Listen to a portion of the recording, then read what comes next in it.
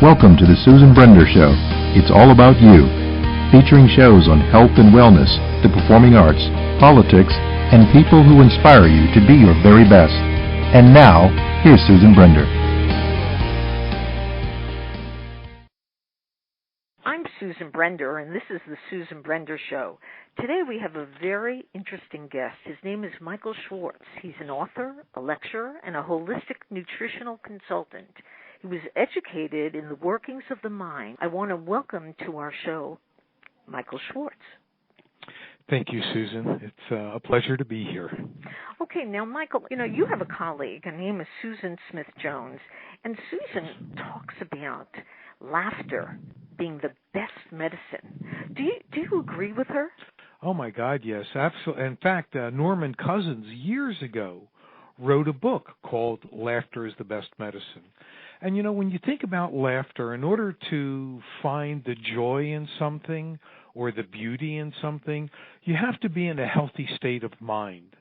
And obviously that means having, a good, healthy body, because if your body is sick, your mind is off, your attention is off, your thinking is off. So laughter really is a fabulous medicine. Now, remember, this show is about vitality. And I always say that between the vitality and health, it transforms you in ways you can't even explain. But you can, so explain that to our audience, Michael. Well, thank you, Susan. So here's the deal. One of the things that takes our vitality away from us is the diet, number one, and stress. And one of the things that stress does is it ends up compromising your nutrients. One, it compromises the B vitamins, which essentially provide energy. It also compromises your calcium, your magnesium, and your zinc. And so you can begin to see with one of the things that happens with calcium being compromised, that it creates an imbalance between sodium and potassium. People begin to retain fluid. Well, two things happen with that. One, you're putting on weight. Some people, doesn't make them feel good about that. And the other is that the water increases the potential for hypertension. Again, another thing that takes away from vitality. So the best way to nourish the adrenal glands is with pantothenic acid. It's also known as vitamin B5, and it is a fabulous nutrient to rejuvenate the adrenal glands. In fact, it's my second favorite nutrient because of all the wonderful things it does in the body. Now, wait a minute. Hold on. Talking about some vitamins and minerals that really enhance the body. But, there are people who say when you take those kinds of pills that they just go through the body and you extract them, and they don't really help in many ways. So what would you say to that? Oh, my God. Take a look at the health food industry, and I've been in it for 45 years or 40 years. And it would not exist if the products did not work. Now, admittedly, there are some junk out there. In fact, there are some products on the shelf today that are put in beautiful boxes because boxes increase its value. And I tell people, you're better off eating the box. At least you'll get some fiber. Okay, but, just look at my company. I'm in business now I'm going into my 32nd year. And all of my products are designed to nurture different parts of the body. If they didn't work, Susan, I would not still be in business. Yeah, that makes a lot of sense. Now, tell the audience about your business. Is it called Michael's? Yes, it's Michael's Naturopathic Programs. And the company evolved out of my years of doing nutritional counseling with people, and I kept meticulous notes. And I came to the point where I really would rather do mind-body work, helping people to understand the emotional causes of their conditions, as opposed to just approaching it with straight nutrition. And so in order to reach the people who just want to hear about straight nutrition, I ended up starting the company, like I said, 31 years ago. Now, let's talk about the company for a minute in terms of helping people with obesity, diabetes, cancer, allergies. Just give us a sense of how your pills work on those horrible diseases. Well, first off, from a legal point of view, I do not and cannot associate any of my products with any disease or condition. However, what I do tell people is forget about your disease and your condition. Stop owning it, because the more you own it, the more energy you put into it. Instead, think about nourishing your body. You see, in truth, and this even goes for allopathic medicine, the truth of the matter is the body is the healer, but you have to give the body what it requires in meaningful amounts, because the body's own divine intelligence seeks balance and harmony. The way that I formulate is that I think about what area of the body is being affected and what nutrients would be required to bring that part of the body back to balance and harmony. Now, you're mentioning a lot of words, and I want our audience to really understand it. So allopathic, Okay. Let's start with that one. Okay. Well, let me say there's fundamentally 4 modalities for healing. Allopathic is your standard medical doctor pharmaceutical approach. Next up, you have homeopathy, which is a couple of 100 years old, and that too addresses diseases, but the concept behind homeopathy, see, in allopathic medicine, it's a matter of blocking the symptoms and hoping that the body will heal itself. But because the physicians never tell the people to change their diet, the conditions continue, which is insane, but that's a different story. Homeopathic remedies are based on stimulating the body. It's called treating like with like. So you stimulate the body into a response. Next up is naturopathy, which is what I practice. And naturopathy simply means to follow the path of nature in restoring the body to optimal levels of health, utilizing natural ingredients. And I'm very big on vitamins and minerals versus the last type of modality, which is herbology and herbalists. Now, herbalists strictly use herbs. And quite honestly, Susan, I use herbs in every one of my products. However, herbs, and you'll never hear another vendor say this, but herbs are basically drugs. And so I depend upon vitamins and minerals because these are 2 of the key components that the body utilizes to bring about balance and harmony. You know, Michael, for hundreds and hundreds of years, people on this planet used herbs to heal. Oh, absolutely. And do you feel that if we were living, say, in the jungle of Brazil and we didn't have the opportunities to seek out doctors who give you very traditional and conventional medicine, do you think that you would live as long as you do if you had just herbs to live on? Well, you know, that's a fabulous question, Susan. My initial answer is yes, maybe even longer. Even though the life living in the jungle of Brazil would be harsh, but take into consideration a child growing up in that environment is accustomed to that environment. Number one, and that's number one. Number 2, the food is going to be more natural than the food Americans are consuming here. I mean, we're seeing cancer show up in babies. We're seeing it in the health food stores that younger women in their 20s and late teens are developing breast cancer. Men are developing breast cancer. And where is the cancer coming from? It's coming from all the chemicals in the food as one of the sources. So those in the jungles, yes, they're eating healthier, they're eating better, they don't have the same kind of stresses we have here. Yes, they do have stress, but it's different. Plus, the medicine man, the shaman, he knows what herbs to provide whenever there is a dis-ease or an imbalance. He knows what to give to help the body restore itself back to balance and harmony. You know, there were many doctors who went to medical school And one of the things that I find Michael, in conventional medicine, when doctors go to medical school, they never seem to learn enough about the education that you're talking about, natural foods that don't contain all those horrible ingredients like high fructose syrup, et cetera, et cetera. Mm-hmm. So what do you attribute to that? I mean, why aren't our doctors learning more about the things you're talking about? Well, because I think, unfortunately, let me back up. I believe that physicians are called to healing from a spiritual place. However, like life itself, they too become corrupted because once they get into school, the school is all about treating the body from a pharmaceutical point of view, not nourishing the body back to health.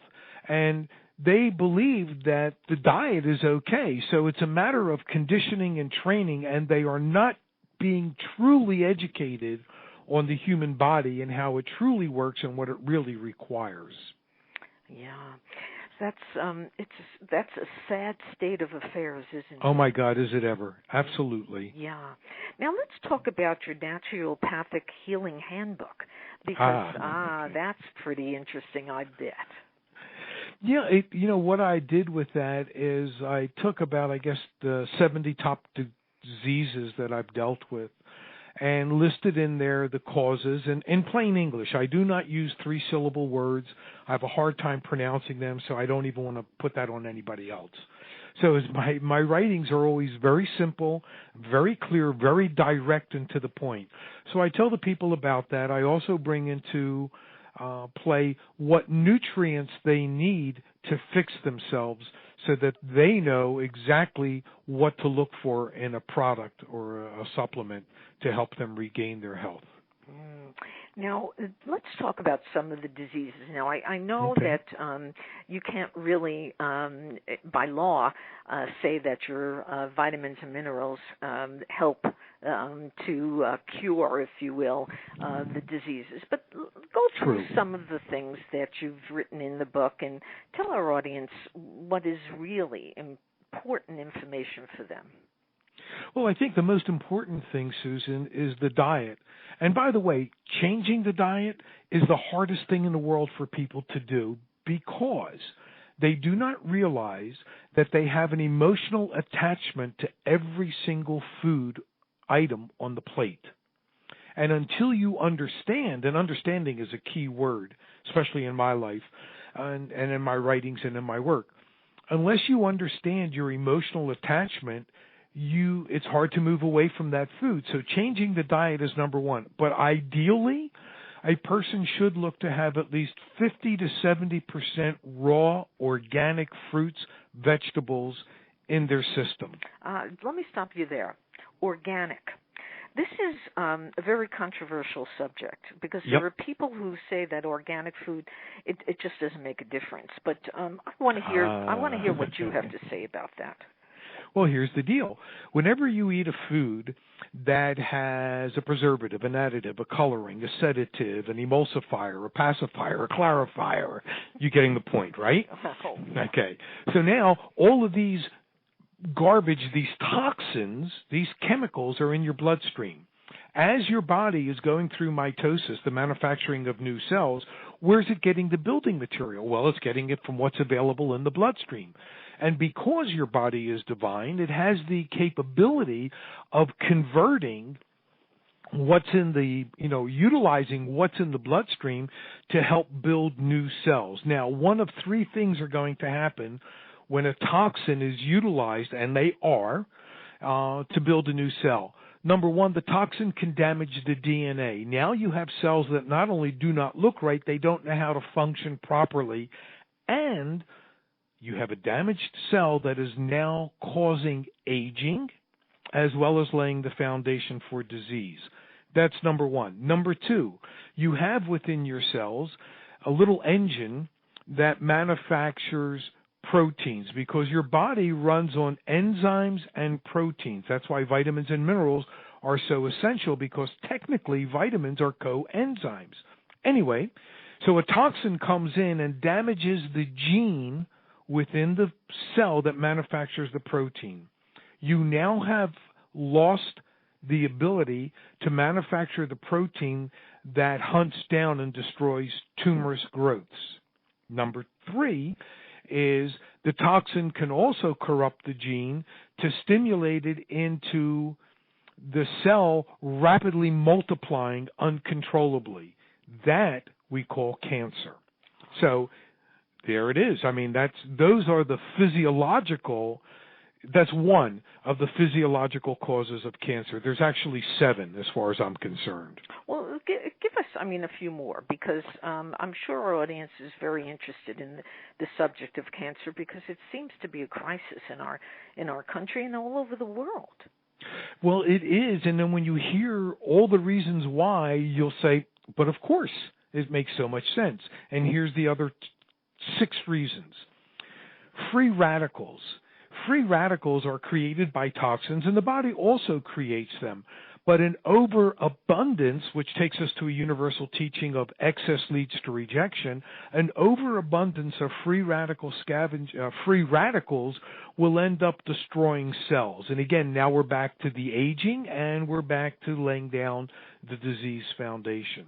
Number 3, I'll put it as a catch-all: germs, viruses, funguses. These too can corrupt the cells and create an adverse environment or a very beneficial environment for cancer cells to thrive.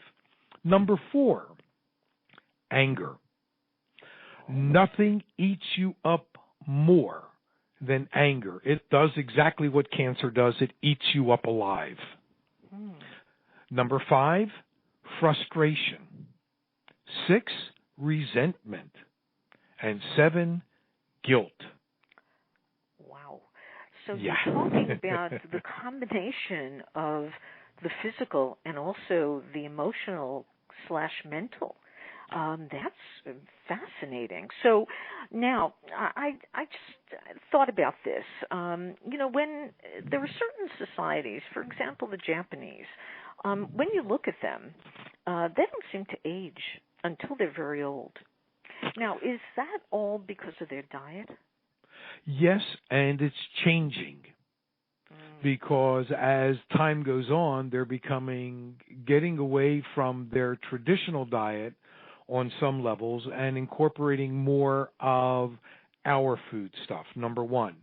Number 2, for the longest time, and even probably still today, their diets were very high in seaweeds and fish. So naturally, there's no chemicals involved in that environment. Unfortunately, since Fukushima, and I don't know if people are aware of this, but every day 4 million gallons of radioactive water are being dumped into the Pacific Ocean. So from this point, it'll be interesting to see what does happen with Japan. I do understand, I read somewhere lately that their cancer rates are on the rise. So it's like anything in life, Susan. What was true yesterday, certain circumstances will alter things and make them different as they are today. Now, just if you were standing in front of an audience at a university or giving a talk at wellness venues nationwide, what would you really start your conversation about? And just tell me, how does it matter that you're telling them about all these different vitamins and minerals, but give me a story, a sense of how you explain things to an audience. Well, let's do the 7 things of cancer, because it is one of the talks that I do around the country. And so if I talk to you about free radicals, okay, I will tell you. Well, yeah, free radicals, back in the 60s we had one type. Now, in the, I guess almost in the 20s of this century, here's what happens with a free radical. What makes it a free radical is that it's missing in the oxygen atom. There are 2 protons in the nucleus and supposedly 2 electrons in the outer orbit. what makes it a free radical is that it loses one of its electrons in the outer orbit. So what does that mean in English? It means it hunts it down. Everything in nature seeks balance and harmony except man. We are the only thing that does not live in harmony with nature. Your body tries to. So when it has a singlet oxygen or a free radical, that free radical wants to balance itself out. So what does it do? It steals an electron here. It steals one there, another one there. That in turn sets up a chain reaction. That's what damages the cells. So by using nutrients like vitamin A, C, E, these are fabulous antioxidant nutrients that help to eliminate free radicals as well as slow down the aging process. I see. So I start there, and then there's another aspect to this, and that is the immune system. Your immune system is very much like the INS, and it goes around to each and every cell and says, do you belong here? Let me see your identity card. If a cell cannot look like self, because that's the way the immune system identifies cells. They're either self or non-self. The non-self cells, these are the corrupted ones that have been damaged. They have to be eliminated, otherwise they will multiply, and we will end up with a disease, up to and including cancer. So one must build their immune system. And people don't. They think if they're taking a multivitamin that they're doing themselves good. Yes, you are, but if you're still coming down with colds, you're still getting sick, you're dealing with cancer, you're aging quicker than you think you should, you're working in an environment that is chemically terrible, either through chemicals getting on your skin or you're breathing them, then you need specific nutrients for the immune system, like vitamin A, C, zinc, cysteine. These are all, and pantothenic acid. These are all essential nutrients for the immune system. That will slow down the aging process. That will help. In fact, look at the new drug that's out for cancer. What is it, Opvoid or something like that? Yes. And what's its purpose? To build white blood cells, to build the immune system. So those of us in the health food industry have been saying that for the last 40 years. Now, finally, the medical community, the immune system.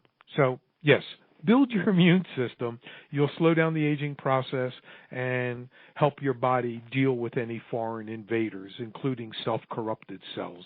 Now, Michael, it sounds like you have a great deal of hope for our society, and it sounds as if you really have some of the answers. Do you agree? Oh, absolutely. And the key answer, Susan, is understanding. I'm very big, and I've written, I guess now, 12 or 13 books, and everything revolves around understanding. And the thing to understand the most is yourself. Because the diet is built out of habit. And the more cultural and traditional and ethnic diet, the harder it is, because all of your emotions are tied into that group, whatever, authenticity, the culture, whatever. So the more you can understand about yourself, then the freer you can become from the teachings of man, so that you can really get to be the spiritual person that we truly are, because we're spiritual beings in a material vehicle. That's what I call the body. It's a vehicle. I'm talking to our guest, Michael Schwartz, who is an author, a lecturer, and a holistic nutritional consultant. And we'll be back in just a moment. Rose Passion's beauty products are blooming. My name is Lady Suzette Fry, founder of Rose Passion Beauty Products, 100% organic and safe. Rose Passion is for all ages, women, men, young children, and babies. The perfect gift for the passionate rose in your life. A natural beauty secret from Earth Divine. Find me at rosepassionbeauty.com. So, Michael, you've mentioned that you've written many books, and yes. Let's start from the beginning. Tell us about some of the books and what they're about and how our audience can get them. Okay, thank you. One of them, if you're interested in understanding the emotional aspects of whatever disease or condition you're dealing with, the book that covers that is called the Disease Symbology Handbook. So not only, and if you're familiar with Louise Hay, it's kind of like her work, but I go beyond that from a couple of different points of view. And one of them specifically is because of my naturopathic training, I list the nutrients and I give you what I call the symbology or the energetic value of the nutrients to help fix a problem. That's one book. I've done a book called Dream Symbology Dictionary, because your mind is always talking to you and it uses a language called symbols. That's why learning to interpret your dreams is so vital, because it helps you understand what you're going through. Another book is called Letting Go. And this is, we hold on to things. And if you don't understand why you're holding on to it, you can't let it go. So there's a whole book on that. I did another one called Mind Matters, and I looked at the mind from multiple perspectives and talked about them. The mind is a biocomputer. It's a rationalizer. It's a justifier. It's a protector. It's an aggressor. So there are so many different applications. And the more, again, it all comes back to understanding. The more you understand about the mind, the better off you are. I did a symbology, another separate book on amino acids, what they represent from an energetic point of view. I did a book on fetal symbology, which was one of the most fascinating things that I have done. I mean, it's fascinating to me when you see how a human body is developed, and then you see utilizing the numerology that I work with. And everything I do, Susan, is based on what I call universal teachings. And the reason that they're universal is because it doesn't matter what your philosophy or belief system or religion is. These are the laws of God, and they apply to you. It doesn't matter, it doesn't matter. They apply to you. This is the way it is. Yeah. Now, Michael, I don't want to disagree with anything that you say because it all makes sense. But But you can. Okay. Well, I'm going to do it. So Good. here's what I want to know. When I listen to you talk about some of the things that you have written about, I think, is it a little bit far-fetched or out there, a little woo-hoo? Funny you would say that. The other day I post on Facebook. I have my own Facebook page separate from the company, because I can say things there I can't say under the company banner. And I talked about leukemia because some client out there wanted to know why she had leukemia. And I said, you have leukemia because there's a lot of anger. It's a lack of faith in self, because the bloodstream is symbolic of faith in self because it carries oxygen. You need oxygen for survival. At any rate, somebody else responded and said, this is crackpot. If no one else is going to say it, I'm going to say it. This is crackpot nonsense. Okay? So, and that's what you're bringing up as well. Yeah. And here's my response to that, because I'm actually going to post a response, not so much in defending myself, but I was writing about something else. And I figured, you know what, this is a good place, because I'm going to give somebody else, I'm going to give them more crackpot nonsense to ponder. So here's the deal with my crackpot nonsense. You see what you see. You understand what you understand at the place that you are at the moment. Okay? Now, as you educate yourself, if you are inclined to do so, and I discovered most people aren't, they don't have the curiosity. Everybody's happy with status quo because people don't like change. However, consciousness is like driving on a highway that has hills and valleys. And you don't know what's beyond until you get to the top of the hill. Once you're at the top of the hill, it changes your perspective. Now you see more. You understand more about where you're going, what the road is like, et cetera, et cetera. That's how consciousness works. So what I say today, you may say, oh, my God, is this guy out of his mind? And to a degree, just a little bit, but not a whole lot. Okay? And my feelings are, think about what I've said. challenge it. Yeah, don't believe a word I've said. Put it to the test. Really think about it. And I know in time, tomorrow, an hour from now, tomorrow, a week, a month, a year, a decade, it'll come to you. Oh, my God, that's what he meant. I get it now. You may not get it now, but you'll get it then. It's all a matter of understanding and consciousness. Well, today my guest has been Michael Schwartz, who is a very, very interesting man. And I hope that our audience listens to you, Michael, because I think you have a lot of words of wisdom and advice. So I always like to give my guests the last word. What would you like to tell our audience? Just know that you're beautiful, you're fabulous, you're wonderful. It's all within you. And all you need to do is roll your eyes inward to see. Thank you for listening to the Susan Brender Show. And then to be a guest, email sebrender@yahoo.com. Susan, thank you so much for having me as a guest. I appreciate it. It's wonderful.